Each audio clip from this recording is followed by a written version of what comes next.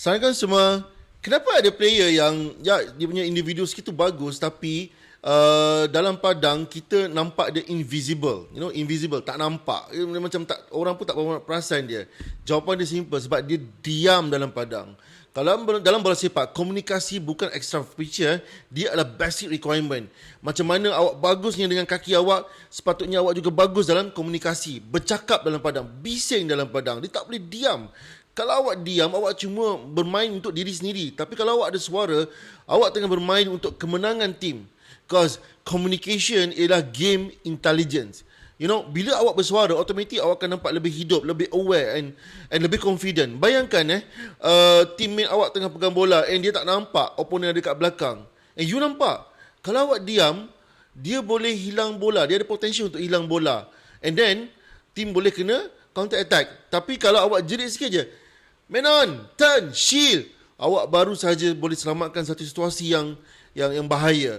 And then awak jadi apa tu panggil additional eyes untuk your teammates. Itulah yang kita panggil tadi game intelligence. Kalau awak main guna kaki je tapi diam, dia tak jadi, tak cantik. You kena bermain bola dan masa yang sama guna otak, berfikir and then juga your suara. Tapi ingat jangan sekadar jerit nama kawan je lah. Jangan kalau jerit nama Zul 10 kali pun Zul pun pening apa benda nak kena buat. Communication must be specific. Bagi arahan terus, Zul push up, Haris drop deep. Beritahu kawan apa nak buat, bukan sekadar panggil nama. And satu lagi, kita nak pastikan you all bercakap tapi always stay positif. Padang bola ni bukan tempat nak cari salah kawan. Kalau kawan awak buat silap, jangan cepat sangat nak maki.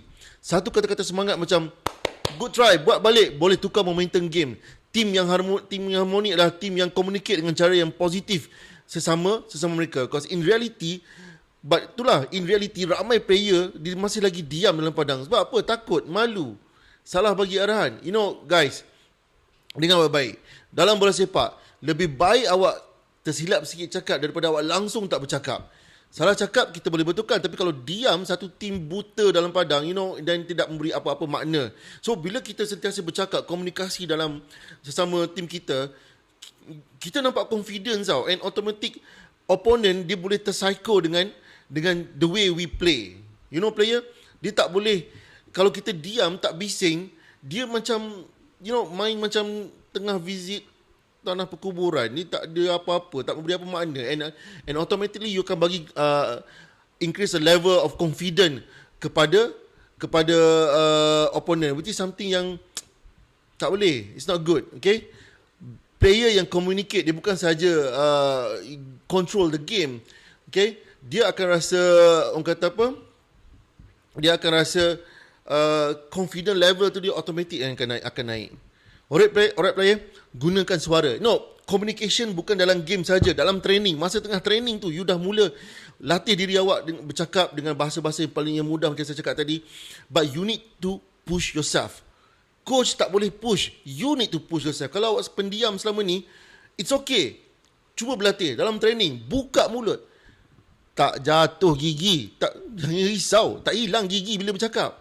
Bercakap je dalam padang. Build your confidence, and insyaAllah your team will play better. Alright player, Assalamualaikum.